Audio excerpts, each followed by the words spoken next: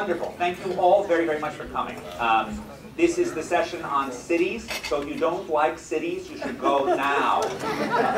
There will be no nuanced portraits here.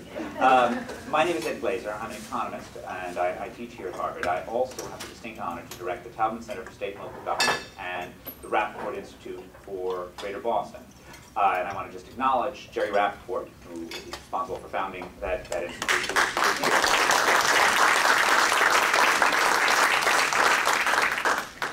And I'm going to take you on something of a whirlwind view of the public policy challenges that I see ahead for cities, and what I think is going on here at the Kennedy School, in particular with the young scholars, who I'm just so very, very proud to have affiliated with the Taubman Center, and their work trying to make our cities more livable, more productive, more innovative, more exciting.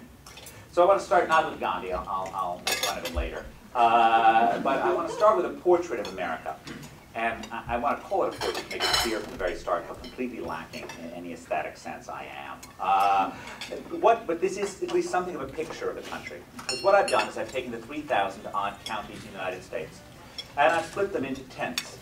So each one of those dots represents 300 odd counties. And what I've done is I've ordered them on the basis of their density levels. The bottom line shows the relationship between density and earnings, median household income. And what you can see is the densest tenth of America's counties have earnings that are on average 50% higher than the least dense half of America's counties. This is a phenomenon that economists call agglomeration economies, the benefits of being surrounded by a maelstrom of human activity. There is, of course, a vast literature on this, trying to figure out if this effect is because, well, perhaps more able people just come to cities, or perhaps cities have things like ports or access to coal mines that make them more productive and also attract people. My own view of the past 25 years of this literature, which I've been a contributor to, is that at least some significant fraction of this represents the direct effect of density on productivity, that actually being involved, being in part of a large, thriving metropolitan area, does actually lead to more productive people and firms. Another fact that sort of shows this is the three largest metropolitan areas in the United States, meaning Chicago, Los Angeles, and New York, produce 18% of America's GDP, while including only 13% of America's population.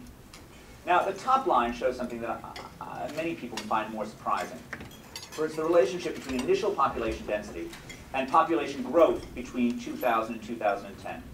And what you can see is the places that started off with the most people added the most people, and the places that started off with the most land added the least number of people. So whereas America at the start of the 19th century were leaving the dense enclaves on the eastern seaboard to populate the empty spaces between the oceans, at the start of the 21st century, instead of spreading out, we're clustering in. Now, lest you think this is just an American phenomenon, let me show you the exact two lines for the European Union. So this is 1,114 European regions. We've clustered them again on the basis of density level.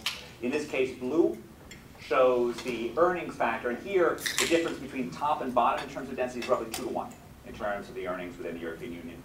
The red line shows the relationship with population growth, and again, a generally strong positive slope, people clustering in rather than spreading out.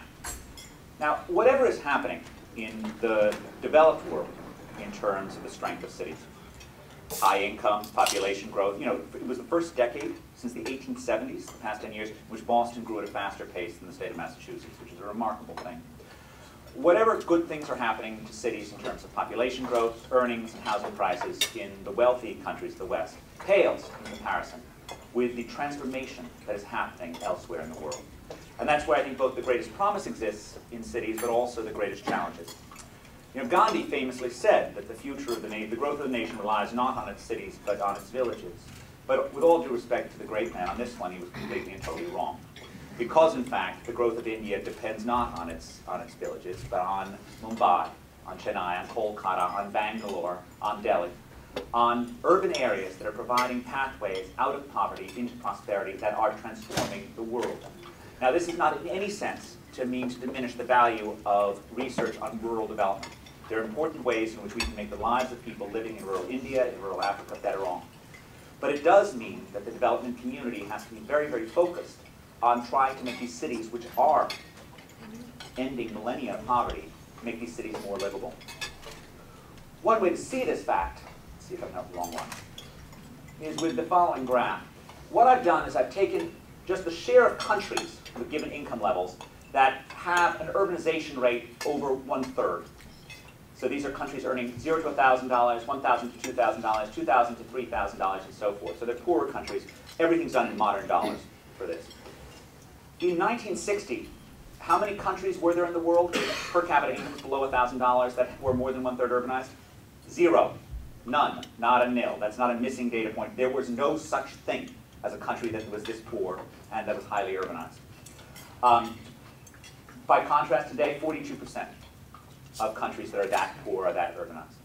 This is the growth of places like Kinshasa, like Port-au-Prince. Karachi is in the middle term, where you see a growth from about 20% to over 50% of countries with per capita incomes between $1,000 and $2,000 that are now more than 1/3 urban. Just to put this in context, the US became 50% urbanized in the 1920s, when our per capita income in modern dollars would be about $7,500. So we wouldn't even be on this map. Now, the rise of poor urbanization provides both tremendous opportunity, but also tremendous challenges, and I'm going to be coming back to that. But I think the starting point is when you look at urban poverty, when you look at the favelas outside of Rio, when you look at the slums of Mumbai, you shouldn't immediately think to yourself, what an urban failure. The real meaning of this is the promise of cities. Because in fact, cities don't have poor people because they make people poor, at least not most of the time. Cities attract poor people with the promise of economic opportunity, often with a more functional social safety net, with the ability to get around without a car for every adult. My own research with Matthew Kahn at UCLA finds that poverty rates go up in the US near new subway stops. Okay? This is not a sign that the subways are somehow or other making it impossible to get to work. Exactly the opposite. What's happening is that subways are actually attracting poorer people. And indeed, in general, when you see the urban inequality in a place like New York, or even in a place like Boston, you shouldn't think that that's a glaring indictment of American society. Right? Inequality perhaps is, but the fact that rich and poor are living close to each other in cities is actually something that's far better than the alternative, which is enforced segregation by income. So just as cities shouldn't be ashamed of the fact that they're relatively good places to be rich and relatively good places to be poor, suburbs that are highly equal because they've zoned out poverty have nothing to be proud of as a result of that. Now, often when we see the cities of the developing world, we are painfully aware of their shortcomings, of the health problems that exist in some of them, of the traffic problems that are often ubiquitous, of the standard of living that just seems appalling. But it is important that we compare this poverty not with our own lives, which are just enormously privileged by any historic standard, but by the lives of rural poverty, which are typically far worse than the lives of the urbanized. There have been scores of papers showing this, essentially just showing that the people who move from rural areas to cities aren't crazy, that they aren't fools. And indeed, when we compare those countries that are more than 50% urbanized to those countries that are less than 50% urbanized, it isn't just that the more urbanized countries have average incomes that are 5 times higher. It's that infant mortality levels are less than 1/3 in the more urbanized countries. And indeed, one summary statistic that you can use is self-reported life satisfaction, happiness, if you will. If you look within the United States, there's no tendency of people who live in big cities to say that they're happier. After all, what self-respecting New Yorker is going to tell some surveyor how happy they are? Jeez. But indeed, if you look in India, if you look in the poor world, you typically do find it. You typically do find substantial differences in self-reported life satisfaction between people who are living in those favelas and people who are living in the rural northeast of Brazil. This is actually just across countries. I put urbanization on the x-axis, on the horizontal axis, and self-reported life satisfaction on the y-axis. And then as you can see, it trends steadily upward, and this is true even if we control for income. Now, this positive view of cities is something of a paradox. We live in an age in which distance is dead, in which we could all effortlessly telecommute in from whatever sylvan spot appeals to our biophilia. And yet, in so many ways, in so many places, we choose the inconveniences of city life. Why is that? The cyberseers and the techno-prophets 30 years ago were predicting that all this information technology was going to make face-to-face contact and the cities that enable that contact obsolete. Why didn't that happen? Why isn't that we have it just dispersed? And if I can give you a clue, and I will return to this later, think for a second about Marissa Mayer's decision to ban working from home at Facebook, to actually require her workers to come in. And I think that points us in the right direction. Which? Yahoo. Exactly. Thank you. This is why you need good young faculty members around. But when you get to be 47, you can't remember stuff, particularly about internet firms. Okay. Now, this is, of course, a very different picture of cities than for anyone who grew up in an older, colder city in the 1970s. That wasn't the world that they were looking at. The idea that somehow or other the future was downtown Boston in 1973 wouldn't have seemed very obvious to people in the midst of a busing crisis, in the midst of walking through the combat zone. You wouldn't have said, I've seen the future and this is it, right? And indeed, these are two iconic images from the New York of my youth. I was born in Manhattan in 1967. New York had lost about 500,000 manufacturing jobs in a very short period of time. The largest industrial cluster in the United States in the 1950s was not automobile production in Detroit. It was garment production in New York. And it was hammered by globalization, just hammered. Okay? Accompanying that was social distress, crime rates that just soared, right? Hit with this combination of declining economic base and rising social problems, the city's government was in dire financial straits. It went asking for help from Washington. President Ford put conditions that the city found onerous, and the Daily News declared that he was saying that New York should drop dead. Now, of course, in those years, it didn't just feel like Ford. It felt like history itself was telling America's older, colder cities that they were headed for the trash heap. It really felt, and this is Jimmy Carter wandering through the wasteland that the South Bronx had become, it really felt as if we were looking at a future in which Americans would be entirely dispersed. It would be an entirely suburban nation. And indeed, the weeds would be coming out of the South Bronx here to seize the buildings and tear them back downward. We'd be looking at a future where the Statue of Liberty would come poking out of the sand, as it does at the end of Planet of the Apes. One of the reasons why our city urban futures look so bleak in the 1970s is the original reason for being of America's cities had disappeared. If you think about America's older, colder cities, they were all founded to solve a transportation problem. Every one of the 20 largest cities in the U.S. in 1900 was on a major waterway. From the oldest, typically where the river meets the sea, to the newest, Minneapolis, on the northernmost navigable point on the Mississippi River. And that's because in 1900, Americans sat on the edge of this vastly wealthy continent. This continent with incredibly rich soil, with vast mineral wealth, but it was virtually inaccessible. We were like Tantalus in the pit, unable to grab this stuff. It cost more to ship goods 30 miles over land in 1816 as it did to ship them across the entire Atlantic Ocean, right? And then over the course of the 19th century, we built this amazing transportation network. First canals, then railroads. And cities grew up on pinch points of that network, like Buffalo, the westernmost point of the Erie Canal, where Joseph Dark's pioneering grain elevators would lift the produce of the Midwest onto the barges that would travel along the Erie Canal. Chicago, the linchpin of a great watery arc that went all the way from New York to New Orleans. And of course, industries came up around those transportation hubs. New York's three greatest industries in the 19th century were garment production, sugar refining, and printing and publishing. Sugar refining was there because of trade with the Caribbean, and because you can't refine sugar crystals in the Caribbean in the early 19th century and expect them to stay refined during a long, hot sea voyage north. They coalesce. Garment production is there because of the tremendous amount of textiles that are coming through the port, and because of steady demand for ready-made clothes from sailors, from slaves. Printing and publishing, though, is my favorite story. The big money in 19th century printing and publishing was in pirated English novels, right? No thief of American property rights today had anything on our boys in the 1820s. Now, the deal is, if you're going to print pirated novels, you really have to be the first one out, right? There's no percentage in having the 8th pirated edition of Girl with a Dragon Tattoo. And that gives a huge advantage to being there in the port, because you get the latest Sir Walter Scott novel, you get Peveril of the Peak, right? Days before it even shows up in the hands of your Philadelphia competitors, Carey and Lee. And Harper Brothers could flood the market in 24 hours for these books. For those of us who work with university presses, that's particularly mind-boggling, I should say. But they could flood the market, and that enabled New York to rise as its great printing arm. This, by the way, is a presage of what cities do today that's most important, which is to enable the spread of information. Now, of course, Chicago's great industry, number one by value added, number two by employment after garment production, was the stockyards, those famous symbolic stockyards. The stockyards are, of course, part of a transportation problem. They're part of the problem of moving corn. America has, then as now, a tremendous comparative advantage at growing corn. This would be true even without Department of Agricultural subsidies that I must confess drive me nuts, but I will avoid that topic. But even without Department of Agricultural subsidies for corn, we would be fantastic at growing it. The problem with corn is it's very low value per ton activity. And in a world in which transportation costs are high, you have to transform it into something if you're going to ship it over long distances.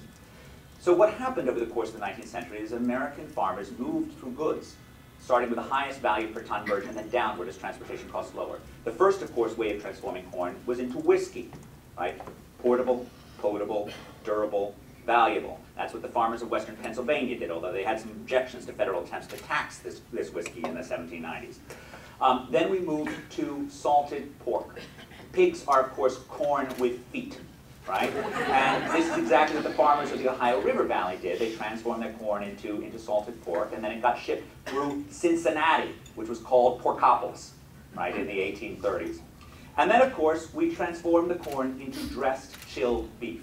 The big problem with beef was that for some reason or other, human beings have always been fonder of salted pork than salted beef. I don't know why, but go through your neighborhood supermarket, and you will be lucky to find one bit of bresaola and maybe a little bit of corned beef. You will find acres of bacon, sausages, ham, a variety of other things. So the beef really required refrigeration. And that's what this guy Armour is associated with. He had the great idea, right, since we're celebrating ideas, this piece of genius was putting the blocks of ice on top of the dressed beef rather than below, so the cold water would drip down, keeping the dressed beef cold during the rail journey east. Now, everything that I'm saying so far makes it sound as if cities came about to solve transportation problems, there were an operations research problem, and all that's true. But I think even then, even in the 19th century, even in the 15th century, even 2,500 years ago, you saw this power of cities to enable these collaborative chains of creativity that have powered humanity's greatest hits. We saw this when Socrates and Plato bickered on an Athenian street corner 2,500 years ago, and philosophy was born. We saw this in 15th century Florence, right, where a city not built around painting, for goodness sakes, a city built around wool and banking, but the combinations of the city.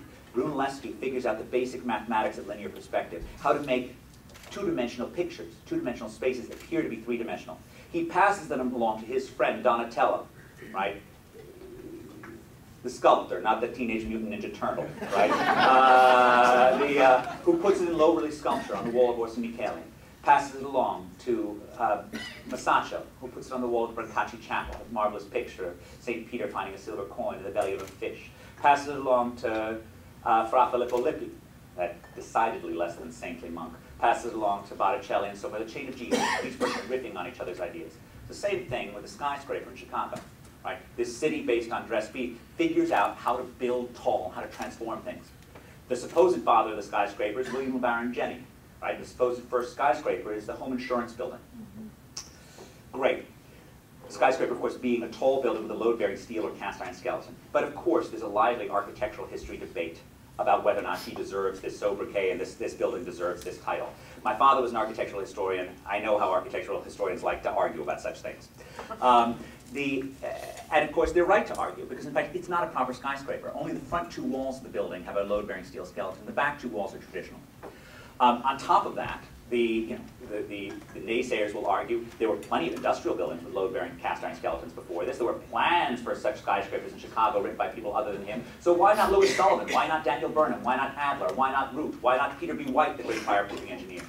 But I submit to you that any attempt to find a single parent for the skyscraper is a fool's errand. Because the skyscraper, like pretty much everything our species has ever done that's worth anything, was a collaborative invention, created by people who knew each other, who stole each other's ideas, who supplied each other with financing, with parts. This is also how Detroit became an automotive city, a cluster of entrepreneurship very similar to that thrived in Silicon Valley in the 1960s. That made the River Rouge, that made Ford's great plan. Now, over the course of the 20th century, of course, these cities struggled. In part because they had taken this somewhat strange move from being cities that were defined around small firms, smart people, and connections to the outside world. That was Boston in 1820. That was New York in the time of Alexander Hamilton. To these cities that were built on vast factories, these industrial cities. And the problem with those vast factories is while they were incredibly good for productivity in the short run, they didn't need the urban form, they didn't give to the urban form, and they followed the inexorable logic of cost minimization. And when it became cheap to move goods, when Ford's own cars made it possible to move in other areas, you just moved the factories. You moved them to right-to-work states, you moved them to lower-cost locales. In some sense, these declining transportation costs meant that people were no longer tied to the Great Lakes, no longer tied to the old rail lines, and they could move to where they wanted to live. which is surely one reason why there's no variable that better predicts metropolitan area growth during the 20th century than January temperature. Right? And for those of us who have just experienced a Boston winter, right, as much as I teach my children that it builds character, you can't really say that those people who choose Los Angeles are clearly nuts. This is just January temperature and population growth, 2000 to 2010 in the US, this is in the EU. The only difference between the US and the EU is that the coldest places in the US are still adding population on average. In the EU, they're actually declining in terms of the numbers. Along with the move to sun was the move to sprawl. Now, we have always built our urban spaces around the transportation technology that was dominant during that particular era. Walk outside of this building. You see a street that bends, it's following an old riverbed. You see narrow blocks, you see short streets. You see a walking city, a city that was built really with pedestrians in mind. Go across the river, go to Back Bay, see the grid, right? You see the grid in New York, right, post-1811. Grids reflect wheeled transportation. They reflect the city in the age of the omnibus. Of course, they're thousands of years old, going back to Mohenjo-Daro, but their dominance, their advantages really come up when you're moving stuff by wheel. Go over to Brookline. You see a streetcar suburb of the 19th century, in Sam Bass Warner's felicitous phrase. Go to the upper reaches of Manhattan. You see a city built around elevated rail cars. Right? It is natural that we also would build our urban spaces around the car. It's not surprising that Americans like cars. The average commute by car in this country is 24 minutes. The average commute by public transit is 48 minutes. There's on average a 15 to 20 minute fixed time cost involved in going to the train stop, waiting for the thing to show up, and then walking from where it puts you. But the cars were a radical change in how we structure urban space, because all of our older forms of transportation still involved walking, which meant they still required density. When the train dropped you off, you had to walk to your home. When the streetcar dropped you off, you were still strolling. And so it still required a certain amount of compactness, not cars. Cars require vast amounts of space, and they enable vast amounts of space. And America, during the post-war period, reshaped its cities around the car. Now, I think there's a public policy issue here for debating, which is not that I don't believe. I'm an economist, right? I believe that people should have choices. I drove in myself today from work. I'm not taking a view that there's only one way for human beings to live. But we shouldn't have policies, or at least the economist in me says, we shouldn't have policies that favor one type of living versus the other. We shouldn't have policies that artificially subsidize people to drive long distances. And yet that's exactly what we've had in the current administration, as we have used vast amounts of general tax revenues to pay for the shortcomings in the National Highway Trust Fund, instead of using gas taxes for doing this. We are essentially bribing people to drive long distances. The work of the economist at Brown, Nathaniel Baum Snow, finds that each new highway that cut through an urban core after World War II reduced the central city's population by about 18% relative to the metropolitan area as a whole. Now, deindustrialization, move to sun, move to sprawl, meant this is what happened to America's 10 largest cities. Some of them you would barely even think today as an urban colossus, right? But these were America's great cities in 1950. 8 of them have less population than they had in 1950. Only 2 of them, New York, a surprising anomaly, right, and Los Angeles, which looks nothing like any one of these other cities, gained population. The ones that are relatively successful only lost between 20 and 30% of their population. Cleveland, Detroit, St. Louis, the places that still are great American tragedies, lost more than 50% of their population. One of the things that I find really interesting about this is the connection with unhappiness and urban decline. This is a map of subjective well-being across the United States. This comes from some new research of mine. And you can see that much of the Sun Belt seems to be happier in these areas over here, particularly the Rust Belt cities, like Detroit, Pittsburgh, come off as being deeply, deeply unhappy. Now, what's really interesting about this is this doesn't seem to be a result of decline. It seems that the unhappiness actually predated the decline. When we go back to data going back as early as the 1940s, these places seemed like they were much less happy. So I think probably one interpretation of this is, in fact, what happened is that people left places that weren't delivering life satisfaction. And the older industrial cities were just not geared around humanity's interests. But that doesn't mean that, in fact, cities can't be incredibly joyful places to live. And indeed, when we look at the connection between population in 1940 and happiness, it's deeply negative. If you look at the connection between population in 2000 and happiness, it's absolutely neutral. And I suspect it'll become more positive as we go forward. Now, the federal government didn't exactly help things. They followed something of a Potemkin village strategy, acting as if all that a declining city needed was new structures and infrastructure to be well. Now, I'm a big believer that the growing cities of this world need new buildings and need better infrastructures. Right? I could not be more strongly of an advocate for better water systems in Mumbai, for improvements in bus rapid transit in Latin America, in more building in Boston, right, to promote a city that was more affordable. But Detroit did not need new structures subsidized by federal dollars in the 50s and 60s. Today, more than 90% of the homes in central city Detroit are valued at significantly less than construction costs. And it did not need a monorail. The hallmark of declining cities is they have an abundance of structures and infrastructure relative to the level of demand. You don't need to subsidize more. That money needs to be spent on the kids of Detroit who need better schools. It needs to be spent on safety. And yet, what did they get thanks to Federal Highway 8 Act of 1973? They got the people mover monorail, gliding over essentially empty streets. Right? There's some particular Detroit madness about thinking that transportation is the solution to everything. I don't know exactly what it is, because the cure to the recent budget problem was supposed to be a light rail stop. I had the pleasure with Mr. Talman, who donated the other center that I directed, of going to see a charter school in Detroit about 2 years ago. It's amazing how much you often learn from people from alumni and from donors who are involved in the school. But it was a wonderful moment for me, where I saw these hopeful faces in Detroit. I really felt like now Detroit gets it. It's about investing in the kids.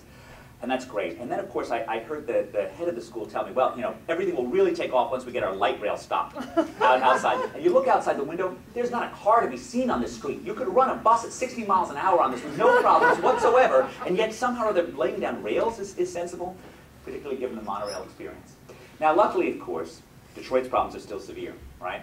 $1 billion a year in revenue if the bankruptcy proceedings don't create major changes, legacy obligations will be up to $700 million a year by 2018. 70% of the revenues going on legacy obligations. Luckily, for cities, that's not the only story in America's cities. It's easy to forget now, but in the 1970s, every one of our older cities looked bleak. Seattle, right, the startling capital of the information age. In 1971, two jokers put up a billboard on the highway leaving town asking the last person to leave Seattle to please turn off the lights. Because Boeing had been cutting back on its jobs, and just as no one could imagine a Detroit with a smaller General Motors, no one could imagine a Seattle with a smaller Boeing. Before Amazon, before Microsoft, before Costco, and Starbucks is at best the faint whiff of an aroma. Right? The city came back. Came back not because of the people mover monorail, it came back because of smart entrepreneurs. Boston, like many other cities, its success is intimately tied to its educational establishment. Now, I am sorry to have to admit here, I feel so painful to say this, but in fact, the important establishment in that was actually MIT far more than Harvard was. Because in fact, MIT embraced this ethic of connecting industry and the university far earlier than we did. And this is one of the pioneers of this. This is Vannevar Bush, founder of Raytheon. Very distinguished MIT scientist, also very distinguished public servant. Right? He not only was critical in establishing Boston's commitment to technology and employment, he also pioneered this model of connecting the university with entrepreneurs. One of his students who had come here from Palo Alto was the young Fred Terman. Fred Terman then returned to Stanford, and as dean and then provost, established the Stanford Industrial Park, model of Silicon Valley, which very much is a borrowing, right? Reminding us again that we are intellectual magpies, and that's one of our greatest strengths, a borrowing of Vannevar Bush's idea. Now, New York, of course, is intimately tied to finance. In some sense, 42% of the payroll in the island of Manhattan in 2008 was in finance and insurance, right? In some sense, that dominance by a single industry is dangerous, and I think that's one of the reasons why I applauded when the Bloomberg administration was trying to invest to get more technology in the city. But we shouldn't be surprised that finance loves 21st century cities. If you think that the great advantage of a 21st century city is enabling the flow of ideas, enabling the flow of knowledge, then there's no industry in which a little bit of extra knowledge doesn't make you a fortune more quickly than in finance. There's no industry in which being a little bit smarter isn't more valuable than in finance, which is, I think, why we see in so many cities finance playing an outsized role. I like this picture, too, of the Wallace office at City Hall in New York for three reasons. One of which is it reminds us that Bloomberg is part of a chain of innovation in finance that sort of starts with a more sophisticated ability of thinking about the trade-offs between risk and return. Think of people like Harry Markowitz, Sharpe, and it even goes back further to Milton Friedman and Jimmy Savage when they were thinking about quantifying risk-return trade-offs in the early 1950s. This then gets carried by the young Jack Traynor and Fisher Black, both of whom, by the way, started Arthur D. Little, to Wall Street, right, embodied in them. This ability then enables the young Michael Milken to convince investors that his high-yield debt carry enough return to offset the risk. That high-yield debt then enables the young Henry Kravis to engage in larger and larger leveraged buyouts. Securitization, Lou Ranieri's innovation, is part of this. Many downsides to securitization, but it was clearly part of this greater quantification effort. One of the things that's really important about the Lou Ranieri story, of course, is that he gets started in the Solomon Brothers mailroom, which reminds us of cities' ability to continue to be forges of human capital. You know, one of the things we notice about urban wages is that people who come to cities don't have huge wage bumps automatically. What they see year by year, month by month, is faster wage growth over time, which I think most compatible with the view that they're actually learning while they're in the city. There's a second reason I like this, and Bloomberg's terminals are, of course, part of this. The more sophisticated approach to risk and return requires data, and that's what these terminals are about. Second reason I like this. It shows cities' enduring ability to enable leaps of information from one industry to another. Jane Jacobs talked about this when she talked about how the bra was formed not by a lingerie producer, but by a dressmaker. I feel like I'm more knowledgeable about this industry than that industry. So but Bloomberg, of course, is an IT billionaire. He's an information technology billionaire. He's not a financial services billionaire, really. He's in some sense competing with the guys from Silicon Valley. But he's able to compete so effectively with them because the city has made him smart, because he's run Salomon Brothers trading floor, because he's run their tech operation. And when he gets pushed out of Salomon Brothers, he has knowledge that no trader living in technological isolation in Atherton could possibly have. He knows what the guys at Merrill Lynch want on their desk, and the city has given him that knowledge. Third reason I like this, Wallace Office, based on the bullpen at Bloomberg LLP, based on the Salomon Brothers trading floor. Now, when you think about it, there's something funny about trading floors. Here we have some of the wealthiest people on the planet, who in any normal industry would sit ensconced in a vast office, surrounded by a large desk, protected by personal assistants, enjoying all the purposes of privacy that their wealth has made possible. And yet here they are, right on top of each other, sweating on each other, yelling at each other. If Michael Lewis is to be believed, there's guacamole flying at all hours of day and night. Why are they there? Why are they putting up with all the inconveniences of all that density? They're there, of course, because knowledge is more important than space, right? And that is fundamentally why cities have come back as well. That's fundamentally the answer to the paradox with which I started this talk, that globalization and new technologies, far from making cities obsolete, have made knowledge more and more important. We have literally thousands of papers, wonderful books written about how new technologies increase the returns to skill, the returns to innovation, because you can sell it on the other side of the planet, because you can source it on the other side of the planet, right? We are a social species that gets smart by being around other smart people. The more complicated the world is, the more valuable face-to-face contact is, right? Anyone who's ever taught knows the hard part about teaching is not knowing your topic. It's knowing whether or not anything you're saying is getting through, right? We have evolved over millions of years to have these wonderful cues for communicating comprehension or confusion that are lost when we're not in the same room with one another, right? This is why I have absolute confidence that this Harvard model of teaching will continue to be just as valuable, if not more so, in a world of e-learning, right?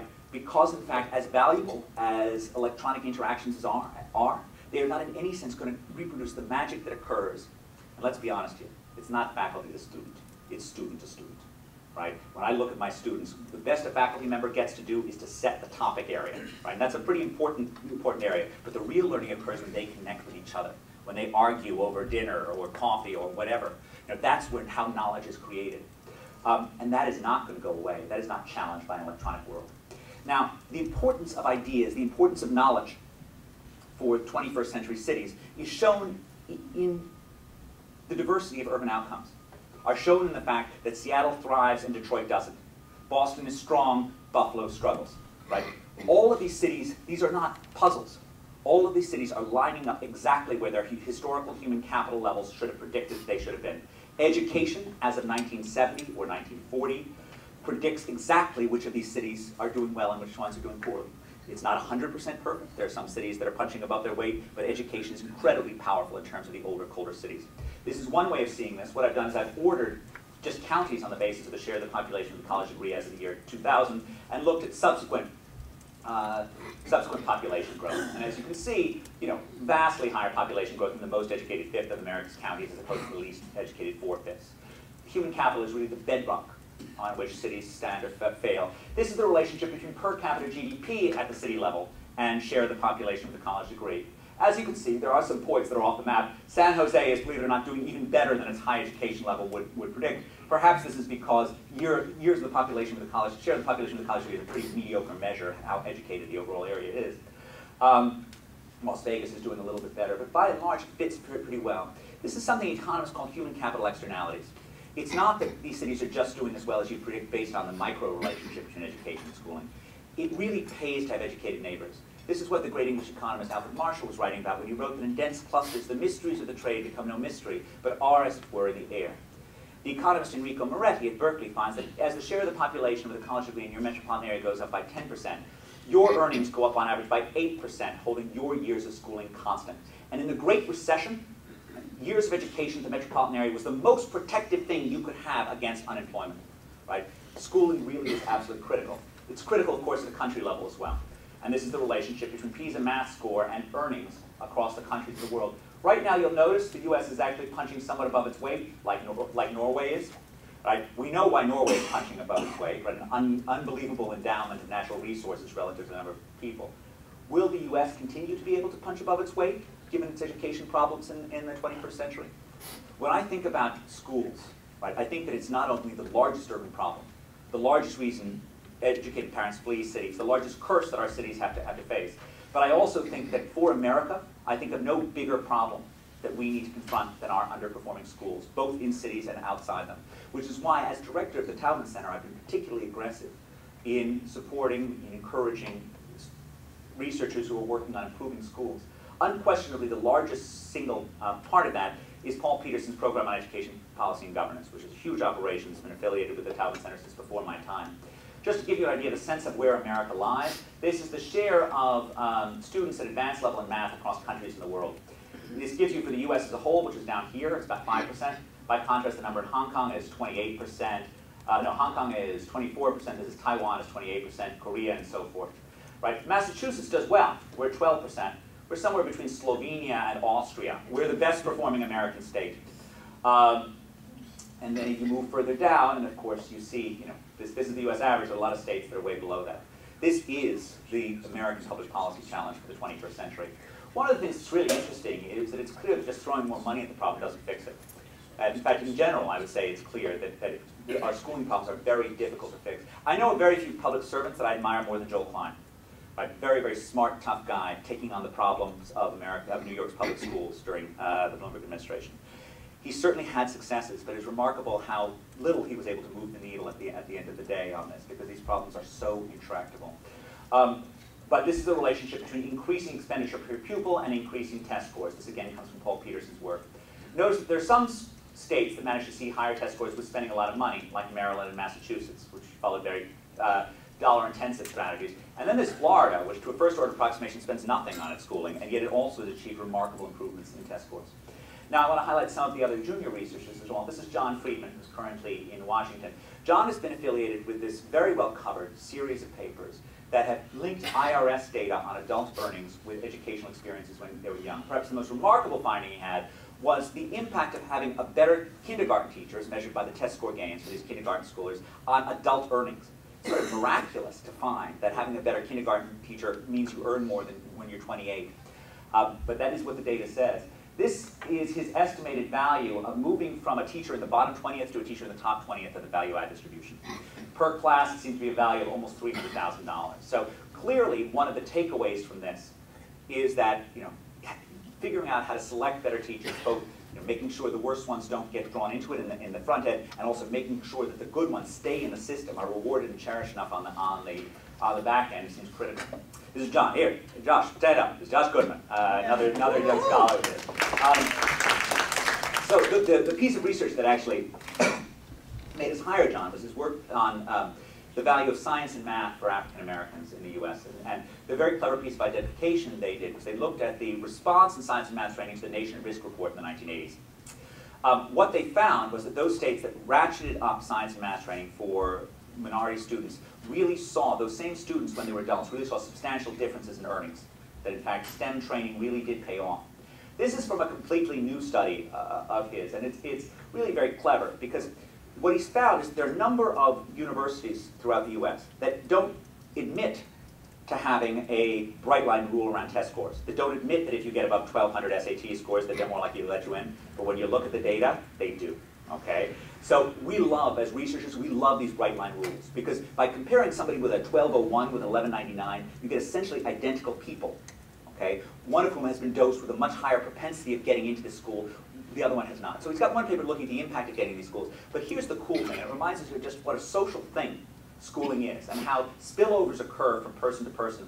This is the impact, again, using this, what we call regression discontinuity design. This is the impact of your older sibling enrolling in his or her desired college on you applying to your older sibling's college. So it goes up by about 23%.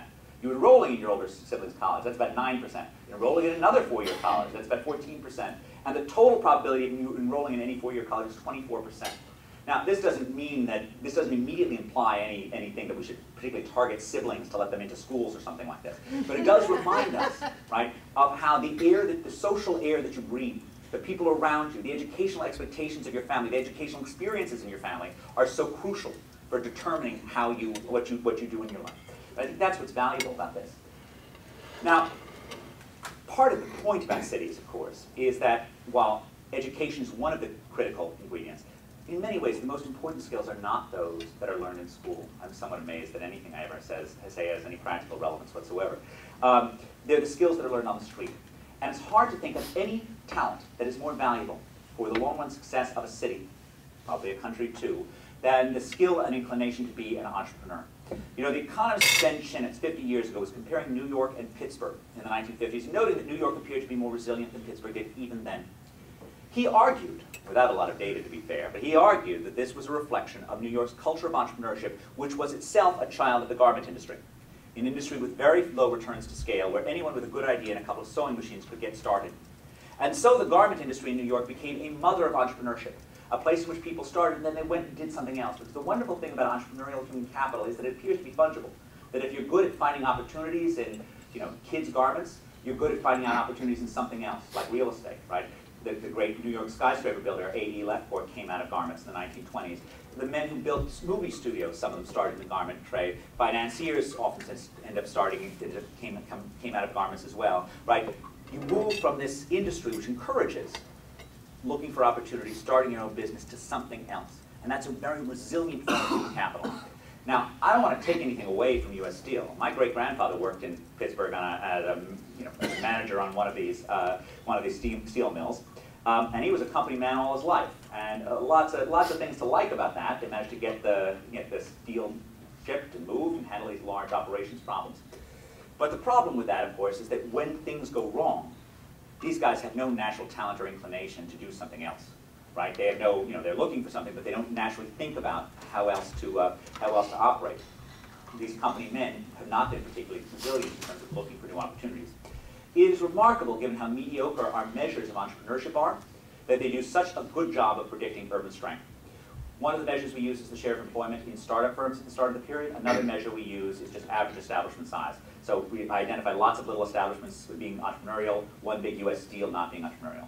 This is the relationship across metropolitan areas. These are the places with the biggest establishments. These are the places with the littlest establishments. This is employment growth 1977 to 2010 on the x-axis. Huge connection here. It's true within regions. It's true within metropolitan areas. When you look across sectors, no matter where you cut it, the areas that look more entrepreneurial have done much better in the long run. Now, we also have some research about this. This is our energy economist, Joe Alby. He actually earned the sobriquet Super Joe as an undergraduate. I remember when we were looking at him for graduate school in the economics department. And Super Joe has a distinguished record of service in Washington as well as research. But this is sort of a key point about the weaknesses of often the large invisible industries of providing job growth. And the point is that there was a lot of discussion in the last election about how the energy sector was going to fix everything in terms of job growth. That if only we had unleashed the energy sector, this was going to create lots of extra jobs. So he looked at this, and he looked at it in a very clever way, which was after the British petroleum oil spill, which occurs here, there was a moratorium on drilling in the Gulf from here to here. And he looks at oil parishes versus not parishes in Louisiana. And green is the oil parishes. And as you'll notice, there was no dip in employment in these oil parishes relative to anywhere else. The one place there was a huge dip, and it wasn't to do with the moratorium, was the Florida coast, where tourism was killed by the oil spill. Right? But in fact, the jobs created by these large, big firms were relatively modest. And that's true more generally when you just look at the number of jobs in the energy sector in the U.S. And the point is that every unemployed American is a failure of entrepreneurial imagination. And that indeed, thinking about making sure that we have an ecosystem that is relatively friendly for entrepreneurship is actually a big thing for the future of the country. Now, the most entrepreneurial place I've ever been is the Dharavi slum of Mumbai. You walk down the street, and in one shop, there are a couple of guys sewing brassieres, and you think you're on the Lower East Side of Manhattan in 1906. And then you go across the street, and there are women who are sitting on the floor, and they're recycling plastics going through them. And a little bit further down, There's a ceramics cluster, and they're so proud of making the pots they won't even take any money from them. And then a little bit further down, there's a recycling boxes shop, which means you just chop the boxes open, you turn them inside out so no one can see the old labels. The good thing about that is you can sleep on the boxes when they're open too. It sort of does double duty. And then you feel, when you're in this place, you feel the promise of India. You see the exceptional human capital in these areas, just the ingenuity, just the hard work that you feel around you. You just feel, this is an amazing place. And then you walk out and you see a kid defecating in an unpaved road. You know, the water isn't good to drink and the electricity is intermittent. And it reminds you that as tremendous as India's cities are as places of entrepreneurial promise, there are also demons that come with density. That if two people are close enough to give each other an idea face to face, they're also close enough to give each other a contagious disease. That if someone's close enough to sell you a newspaper, they're also close enough to mug you. For thousands of years, cities have been dealing with the downsides of density. And this is, in a large sense, the great challenge of the 21st century. It continues to be true in the US, where we continue to have crime problems, school problems in our cities, but even more so in the developing world, right, is the problem of actually making these cities, enabling these cities to be places not just of economic transformation, but of political transformation, of social transformation, of cultural innovation. This requires smarter, better government. And this is something that I really very much hope the Kennedy School will be a great center of in the next 30 years. Let me just give you a little bit of evidence of some of our junior scholars on this. Monica's actually not here. Monica did wonderful work on decentralization of government, both in the US and outside. But this is a really fascinating thing. They use survey data to find out the amount of informal taxes that people are paying in communities throughout the world. And by this I mean they have some community arrangement where people are chipping in with their time, right, with in-kind goods to actually make the cities livable. When people are doing this, when people are paying taxes not at the point of a gun, but because they are in fact recognizing how much their city needs government, how much their community needs government, that tells you about the size of the problem. That tells you of the need for more effective government in these areas. You know, I have a line, there's a reason why people in New York like government more than people in Montana do. They need it much more. And indeed, that's what you're seeing in these countries. The most critical act of city government, the most important job of city government is, of course, clean water, because no crime wave is as lethal as a cholera epidemic. This shows the path of death rates in New York City from 1800 to the present day. A boy born in New York as late as 1900 could expect to live 7 years less than the national average, right? Today, life expectancies are 3 years longer in New York. They're longer in Boston. They're longer in many of our cities. They're actually much longer. I have a recent piece of work that I've been doing on this in Chinese cities than in rural areas. But that doesn't happen by accident. America's cities and towns were spending as much on water and sewage at the start of the 20th century as the federal government was spending on everything except for the post office and the army. Right? By the way, we don't actually understand why death rates are lower in big cities today among older people. Some people credit walking, some people credit social connection, but there's no hard evidence on this. It's an interesting puzzle. We do know why younger people tend to live longer in cities.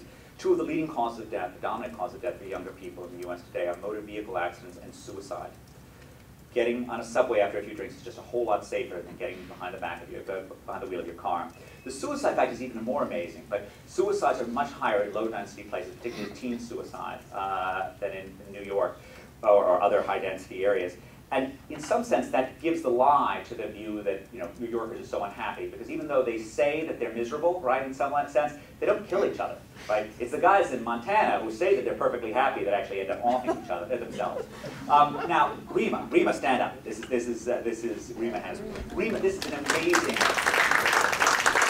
This is a paper that I just love, because in fact, when you think about solutions for a variety of urban problems, some of them just require engineering solutions, right? Water really didn't require some sophisticated economists to come in and say, well, let's get the pricing right for the guys in New York in 1853. The key was just building the Croton Aqueduct, right? You build the water, you bring in, you don't worry so much about pricing the sewage. But for some things, we really need to actually get behavioral modifications. And this is a paper about stove improvements. So this is a traditional stove, this is an improved stove. Right after water quality comes air quality. And these stoves are the traditional stoves that seem to be a big problem in air quality in developing world cities. The engineers hoped that by moving from these traditional stoves to their snazzy, improved stoves, that somehow or other this would do great things for lung illness and for health in these areas. And indeed, in the lab, these stoves work wonderfully. You know, you put a couple of MIT scientists in a lab and they cook with this stuff and their lungs end up perfect. But in the field, randomized trial on these stoves, they didn't do anything, right? They didn't have any impact on lung capacity. Why was it? Right? Why did you actually just say? Why did it? And this is the graph here. So they were a pain to use. They were a real pain to use, and people didn't use them. Okay, because in fact these were not behaviorally sensible things. Okay, now in cities we see this particularly strongly in the area of driving, in the area of cars. There's a well-known engineering solution to traffic congestion, right? Build more roads. Guess what? It doesn't work. Okay, because of the behavioral response. It's something that the economists Gilles Duranton and Matthew Turner call the fundamental law of highway congestion. Vehicle miles traveled increase roughly 1-for-1 with highway miles built. If you build it, they will drive, okay?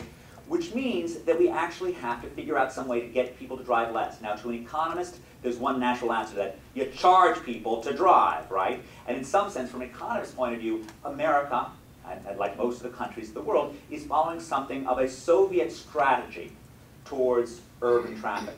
Now, by Soviet strategy, I mean that during the old Soviet Union, grocery stores would give away butters and eggs far below market prices. The result would be long lines and stockouts. You couldn't actually get the butter and eggs because they weren't being priced properly. That's exactly what we do with our city roads. Enormously valuable infrastructure, right, that we give away for free. The result is the urban equivalent of long lines and stockouts, which are traffic jams. How do you solve this? As we've known for 50 years, congestion pricing. Now, this is something the Taubman Center has a proud history with. Tony Gomez-Ibanez, who will come up again, played a role early on with Singapore's adoption of congestion pricing. Right? Electronic road pricing, see the cars moving effortlessly under this thing. They're charged different amounts by time of day. Okay? The second densest country on the world, the roads move swiftly all the time because people are charged for the social costs of their actions, the social costs of driving. Jay Walder, who's now the head of the Hong Kong public transit system, in the 1990s, under my predecessor, Alan Alshaw, at the Taubman Center, worked out how congestion pricing in London could work. He then moved to London, was the #2 person in charge of putting London's system in place, which I'm extraordinarily proud to have some association with the center that did that, although it creates the bizarre notion that, you know, right-of-center economists throughout the world view Red Ken Livingston as a hero, which is one of the great, you know, paradoxes of the modern world.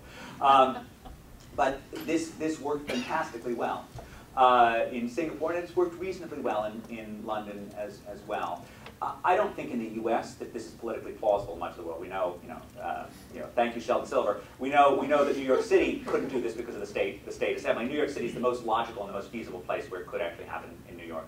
You can have better congestion pricing on our highways, certainly, and that you could also do. And I think politically, anytime you put in a new road where people aren't accustomed to having it, you can start pricing that from the beginning. But putting old prices on new prices on old roads tends to be political suicide. I do think the one place where this is the low-hanging fruit is China, right? Less than democratic, less than, a relatively modest share of people driving. The time for congestion pricing in China is now, and I think that's, if you go to India and you talk about clean water, you go to China and you talk about congestion pricing. On top of congestion pricing, though, this only works if there are options for people who can't pay for the price, and that's why Ken and Livingston wisely coupled the congestion charge with funding for public transit. In much of the world, buses look better than trains. There's an old line that 40 years of transportation economics at Harvard can be boiled down to bus good, train bad. The father of this idea is John R. Meyer, who was a very distinguished, really, he's often called the father of transportation economics. He was here when I came here 20 years ago. He subsequently died. But he was here in the 1960s working this out. And the point being, there's very little that you can do with a train that you can't do with a bus on a dedicated route. That's there in his book from 1965, and it's the fundamental idea behind bus rapid transit in places like Curitiba. And what's great about bus rapid transit, which is not to say that rail is never appropriate. I think in very high density locales like Hong Kong, rail does certainly have a place. But what's wonderful about buses is that they're flexible. They can potentially be experimented with. You can try them and you're not fixed into them forever. And I think that's one of the critical things when we think about the cities of the developing world, is whatever is appropriate for an India of today will hopefully not remotely be appropriate for an India of 2040, because it'll be a vastly wealthier country. And so thinking about flexible investments, flexible structures, flexible infrastructures is critical as we move forward. And that's one of the great assets of buses. Crime has been the big challenge of the past 30 years in many of our cities, a big social trauma. This is just homicides in New York over the past 200 years from the great Eric Conan's work. This is something as well that the Kennedy School has been involved on the cutting edge of.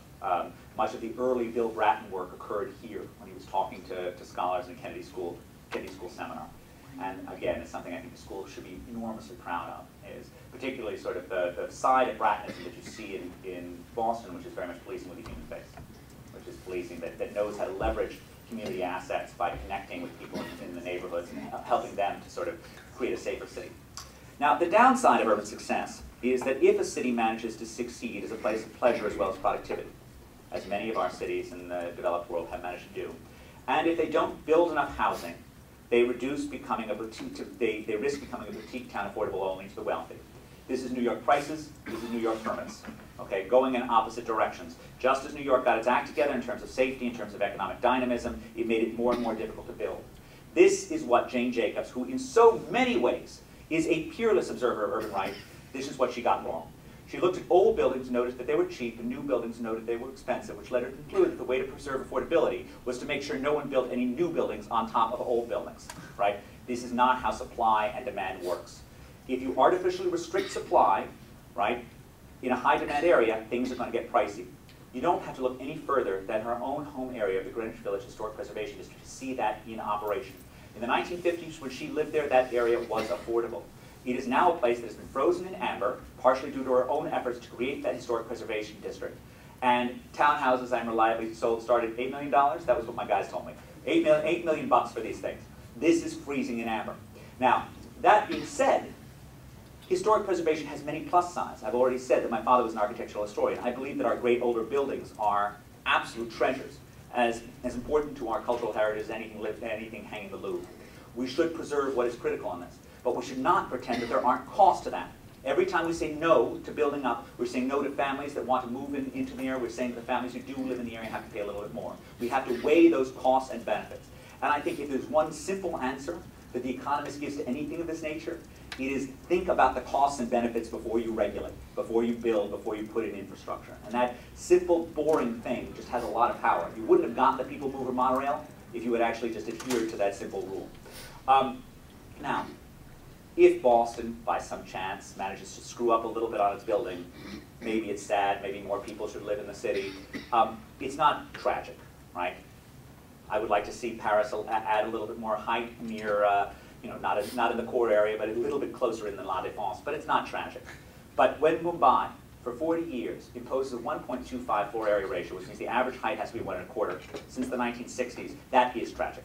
That means that a city that should, more than as much as any other city, be building up, be providing a compact space in which people can walk around, it sprawls out. It means a largely dysfunctional area where people die by the hundreds each year trying to get to work on public transportation, right? And it means that when you do occasionally see these towers, they often occur by, you have to create large amounts of green space around it, so the whole pedestrian model of a city is killed off, right? And these are also areas in which the government can't manage to do the things that the government should be doing, like providing clean water, providing decent electricity infrastructure, but it does do far too much regulation. Now, Tony, who you've already seen before, did this great work on Class A office rents across 29 Asian cities, so you have sort of the whole world, the relationship between metro population and prices. Look, this is Mumbai, this is Delhi, right? They're off the map in terms of affordability of Class A office rates, in terms of expensiveness, and that is because they've made it so difficult to build in these areas. I believe that these land use restrictions are also deeply problematic in the New York case. And Danny here, Danny, this is your moment. Stand up, Danny, show up. Danny, exactly, also. One of the things that's remarkable is we moved from a regime in this country, often without much discussion, in which it was very, very easy to build, to a regime in which it is very, very difficult to build, particularly in our highly educated, most dynamic places. Right? So whereas California in the 1960s felt like a developer's paradise, today there are parts of Santa Clara County that have 60-acre minimum lot sizes. Okay, good luck providing lots of affordable housing on 60-acre minimum lot sizes. Middlesex County as well, here in Massachusetts, very, very difficult to build. Again, there are trade-offs, but the impact on the country is considerable. Because if we make it impossible to build in Silicon Valley, we make sure that very few people end up living in Silicon Valley relative to the economic dynamism of the region. So what this shows is if you look at 1940 to 1960, this is the relationship between initial income and population growth.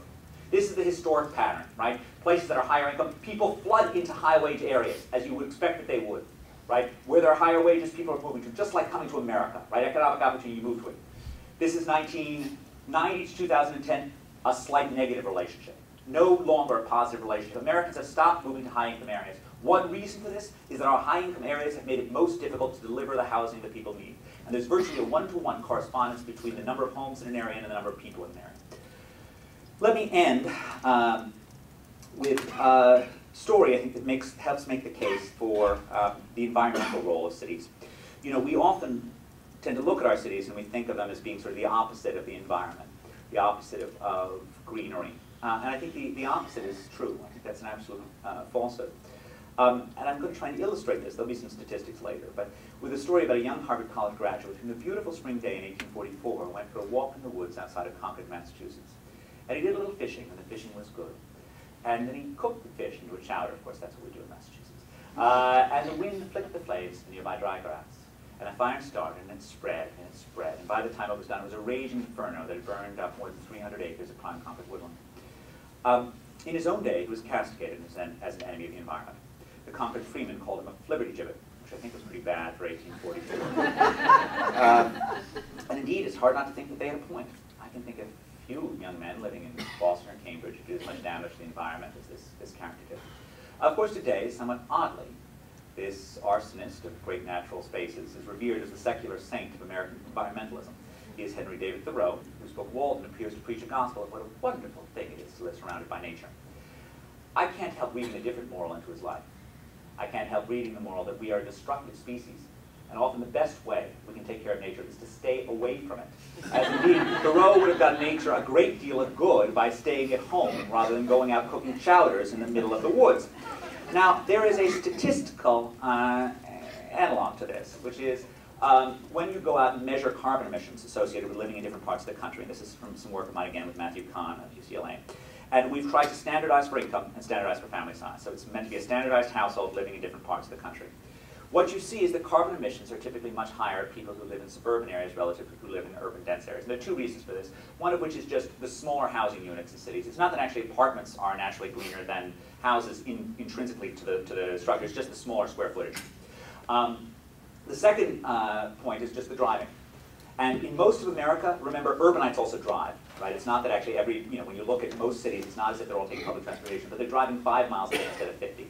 And this also adds up. Now, I know this personally because when I started acquiring small children about 8 years ago, I'm the economist talk about acquiring small children. I moved from about here, actually 3 blocks away, where I was very, very green and didn't drive a lot and had this tiny house, to here, right, close to where Thoreau burned down the fire, and I started doing about as much damage to the environment as Thoreau did. Even with keeping the house temperature at 53 degrees during most of the winter, much to my wife's chagrin, the fuel oil still keeps going, and the Subaru still seems to heat up plenty of gas, and that's a sort of common fact throughout the United States. One way of seeing this is that the great growing economies of India and China see their per capita carbon emissions rise to those seen in the sprawling United States. Global carbon emissions go up by about 130%. If they stop at the level seen in wealthy but hyperdense Hong Kong, global carbon emissions go up by less than 30%. Right? That's an extraordinary difference. And it's one reason why I've just said that I live, I drove into the suburbs, right? I'm an economist. I believe in choice. I believe that good cities are archipelagos of neighborhoods. I believe that it is a great thing that America offers the option of rural living, of suburban living, of urban living, right? All of these things are great. Choices are great. But at the same time, we shouldn't have public policies that necessarily lean on one versus the other. We shouldn't use general tax revenues to subsidize highways. We shouldn't have home ownership policies that act as if the American dream can only be found behind a white picket fence in the suburbs. We shouldn't have policies that bribe people to leverage themselves to the hilt to bet on the vicissitudes of the housing market. And we should, above all, figure out how to make our urban school systems attractors rather than repellers for citizens. Now, I want to end and open up for questions, but I don't want to end on a negative note here. I think that sort of central point is, despite the enormous challenges that America has, and the world has, the track record of humanity when empowered by cities is just enormous. And when I think about the difficulties of a city like Kinshasa, which are just mind-boggling, right? Just mind-boggling, I still can't imagine that the right thing for the Democratic Republic of the Congo to do is to just stop its growth and enforce that everyone live in rural areas. I can't see a world in which the Congo actually becomes functioning, wealthy, democratic, that doesn't lead through cities. which is why I think the challenge ahead is not to somehow or other bury our head in the sand and wish that these cities would go away, but to try and figure out how to make them livable, functional, inclusive places that are affordable and exciting and innovative. Okay, let's have some questions. I'm going to cold call unless I get some. Yes? Hi, Professor. Thank you so much for the talk. I just had a question about some of the legal constraints, your take on some of the legal constraints on cities innovating on areas like congestion pricing and zoning policy, given, and this is, I'm thinking in particular of your colleague Jerry Frug at the law school, his work on how states and state governments often have control over such critical decisions within cities like Maharashtra and Mumbai, never mind New York on congestion pricing with New York City. Yeah. So, you know, the Mumbai example is particularly strong. So, not only is Mumbai very constrained by Maharashtra, but the political deals in India meant that the rural voters were vastly overrepresented in the state legislature relative to the urban voters, which is a disastrous situation. I do think, though, as much as I mean, some of you may remember George Washington Plunkett's famous line that New York is pie for the hayseeds. If New York was pie for the hayseeds, then Mumbai is chocolate mousse, pudding, and birthday cake for the state of the rural residents of Maharashtra. That being said, I don't think the answer is always more decentralization of power. I think it depends from case to case. Do I wish ardently that New York was able to impose congestion pricing regardless of what Sheldon Silver did? Of course I do. I would like to see more scope for innovation at the local level. But in those areas. But do I think it's a bad thing that Massachusetts rules about municipal pensions are typically set at the state level rather than the locality? I think that's actually a good thing. I think actually that municipalities are constrained to offer a fixed pension plan based on the final income rather than having every city and town do it differently as they do in Pennsylvania. I think that's actually quite desirable. And indeed, I am perfectly, I think there are perfect reasons to have slight pushback on communities that like to zone out, lower income housing. I think the sort of state interventions on that are desirable. So I think it's a nuanced view that says in many ways, I mean, our cities can often be both the most pragmatic and the most innovative levels of government that we have, and as a result, we certainly don't want to hold them back too much. But on the other hand, we also want to make sure that some of the bad things that cities tend to do, whether or not it's arch NIMBYism or selling the future for the present, I think we probably want to constrain that as well. Yes. So how do we save Newark?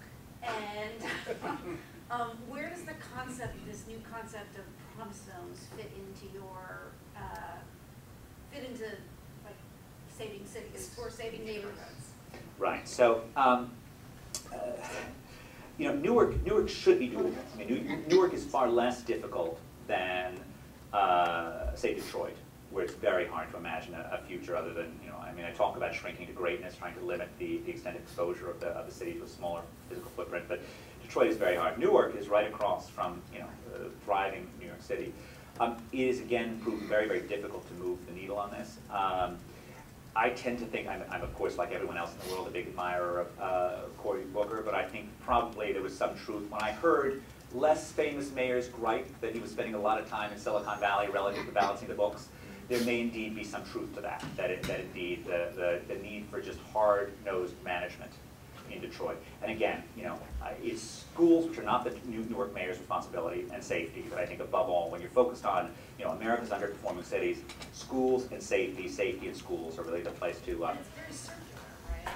It is, and you also, in terms of economic development, I mean, I tend to, in places like Newark, I tend to sort of favor a strategy which is, attract and train smart people and then get out of their way, rather than thinking that sort of what Newark needs is more infrastructure, which is not what, at least when I've looked at it, I've been convinced. So one of the ways that you can do this is by trying to promote some degree of regulatory sanity. And this, I think, connects to one-stop permitting. So making it a place in which, one of the things I love about NYC.gov is the fact that they put down a very clear roadmap of the things that you need to do to get a permit to do something. And that's great, but it also does highlight that there are some things where you need 18, 19 permits in order to actually get that done. That can clearly be very daunting for lots of would-be entrepreneurs. And I think kind of the low-hanging fruit in this area is trying to make sure that it's easier to get started with a business on this. My model on this, my slogan on this is Devons for Dudley, and this is my own sort of promise zone type activity here. And I've been fighting to sort of get an entrepreneurship district in a lower income area in Boston. And what that means is not expensive infrastructure, and it doesn't mean tax credits. What it means is, for me, focus on sort of the schools in the area and trying to connect them with the entrepreneurs. There is going to be an incubator space in the Ferdinand building that can anchor this. One-stop permitting for businesses that want to go there. So if you look, Dudley is particularly low-hanging fruit because they've got 35,000 bus riders going through it, and it's still kind of a retail desert. So you kind of think that having something like one-stop permitting there, not by legislature, then just having a concierge service that says you want to start a shop in this area, we're going to make it easy for you. And then also in the case of looking for other natural clients there. So in the case of Dudley, since the Boston Public School System is going there, having more openness on the part of Boston Public Schools to be a client for e-learning that they then try out in a platform on the schools. I mean, that's something I think that every school district should be doing anyway. Should be being more innovative in terms of allowing more hybrid models in terms of learning that they then estimate. And I think also another model for this, which is kind of exciting, and I think it's important that cities again have flexibility in terms of infrastructure, because there's sometimes where permanent durable structures are really vital. You can really remake an area, you can say we're here for good and generate lasting change. But there's some areas in which the uncertainty is such that you just don't want to do that. And for example, Christchurch after the earthquake, Tony Hsieh's work in Las Vegas, putting retail in containers, shipping containers. Not a crazy thing to do, and actually that could be an attractive area in other areas as well. But Arthur.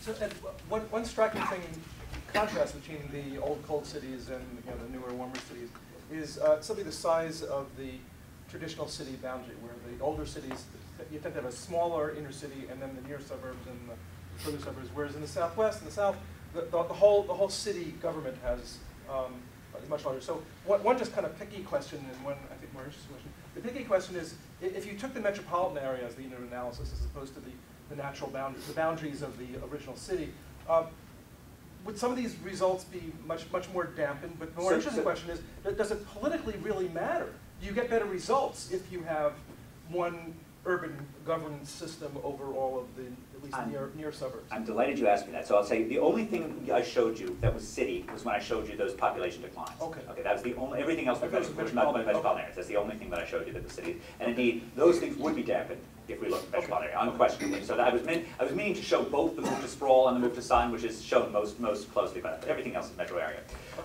The other thing, which is the substantive question about regionalism, look, I mean, I think much like the question about sort of local control, my answer on this is also nuanced. I mean, I think there's some things like transportation where it's clear that you need some form of regional control. There are other areas in which you want local innovation but more sharing. So for example, the Boston Police Department has been great in terms of innovative policing, but a lot of those, and they actually evaluate them often with something that looks a bit like randomization, but the results of that tends to stay within the BPD. Because in part they, I mean, it's that presumably, enabling that local innovation to flourish and spread would be a plus. Statistically, it is true, so here are the things, that when you look at more fractionalized metropolitan areas, meaning more governmental units relative to less, and I just advised a dissertation of which this was one of the papers, you find weekly that population growth is higher in those areas with larger governments, but that doesn't withstand controls for a full set of regional controls or temperature controls. So if I control for January temperature, that result largely goes away. Conversely, the places that are more fractionalized have tended to have higher income growth. Okay, so you have and a higher increase in the share of the population with college degrees. The fractionalized places probably also are places where NIMBYism is more common. So that's one of the things that's also going on there. That the more that the places where actually you have a balanced view about new building are places where the representatives of employers and lending institutions come up against homeowners and they're all in one. Once you have homeowners enclaves, as in the suburbs of Middlesex County, they only see the downside. So their natural instinct is to say no. And I think in general, when you think about the physical side of cities, there are really always two great terrors. One of which is NIMBYism, which we live in an epicenter of it. The second, which is monumentalism, right, which is building for the sake of building. And when you think about the cities of the developing world, and I'm not just talking about extreme cities like Astana, I'm talking about Beijing, right, or even I'm talking about the newer area of Shanghai, where the buildings are built for the sake of architectural glory rather than on a human scale. And I think if you want to look at sort of good versus bad urban space, Shanghai has it perfectly on the two different sides of the river. Because in the bummed area, in the older area of Shanghai, you have this marvelous urban space where the streets were made for walking, where people are out at night playing and enjoying life. And on the new area, these spectacular towers that around empty spaces. I mean, which just reminds you of how poor Corbusier's vision of this was for actually imagining how human beings would actually use urban areas. We have time for one more question. Yes? So just trying to take the implication of what you just said to the sort of urban policy in fast-growing developing, like let's say Bombay, you mentioned. So they're clearly showing the importance of in basic infrastructure, water, sewer, sanitation, but also the association with education and sort of our future growth. For a city like that with very limited resources, not just financially, but administratively, what should the priority be? Should it be on basic infrastructure services? Should it be education? Is that something that is also provided by the private market to them is access? Look, I mean, I think water and education are pretty critical. I mean, those are the two things that I would, I guess, be focusing on above all. But Rima, what would you do differently? Yeah. It's interesting. So I work a lot in India and Indonesia, and I think one of the key differences between India and Indonesia is that India was trying to do lots and lots of different things at once, whereas Indonesia picked a few basic services, and so everybody's literate because they really invested in primary schools. They decided to build rural roads, and they decided to invest in fertility and in terms of making sure people had clean water, and they just invested in those couple of things really well. And Indonesia in some ways is doing much better than India a lot of this. Focus. And the other thing I would emphasize in terms of public innovation, this is part of the point of the Kennedy School, is that the difference between public and private entrepreneurship or public and private innovation is that private innovation, it's easy to judge. You're some website designer, you can tell whether guys are coming to your website. You can tell whether you're selling stuff. Public innovation is much harder to judge, particularly if it has longer-term results. Which is why bringing in academics, bringing in researchers in an early stage to provide independent analysis and design things that look like randomization is so vital. It's not separate from the innovation process. It's not some ivory tower thing. It's a critical part of the innovation process, a critical part of figuring out whether it works. Because you could have given those fancy stoves out all over the place, and everyone would say, oh, we gave away 6 million stoves, and without the randomization, the measurement, you wouldn't have known if it actually made a difference. And that's incredibly important for actually enabling governments to actually take risks and do things. I'm at the witching hour of 2:30 on this. I'll take one more question, but that's it. Yeah. I was just curious. You used the phrase neighborhood archipelago. That's how you describe America. I'm just curious why you use that phrase. Archipelago neighborhoods. It was a consensus phrase, although it was, I believe it was actually originally mine, that we came up with at, it was a conference on sort of a new urbanism for the 21st century at, ridiculous place to talk about urbanism, right? At the Rockefeller Foundation thing at Bellagio. So there was about the most extreme thing. And it was specifically an economist trying to persuade architects. And this is, I think there's something important in this, which is that sort of the architectural, and this is exactly what I had in my house all growing up. The architectural vision tends to be that, I have an idea of a building, right? And this is the right building, this is the best building, right? I can imagine this. And it's even true in Jane Jacobs extolling the virtues of Greenwich Village, that she looked at Greenwich Village and she saw perfection, right? And that's great. Greenwich Village is a great way to live. But the economist's perspective is fundamentally different, which is the economist's perspective, almost fetishizes choice, fetishizes freedom, and it reflects the fact that there's a lot of heterogeneity in this world, and that different people want different stuff.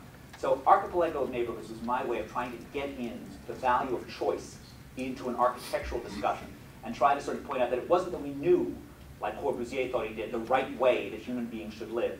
It's that we cherished cities that actually enabled choice, that gave people options. Hopefully more affordable ones than all of our cities give us today, but that enabled choice and freedom. And that's fundamentally what I love when I see cities, is they're places of freedom, of choice, of variety. Thank you very, very much. Thank you very much.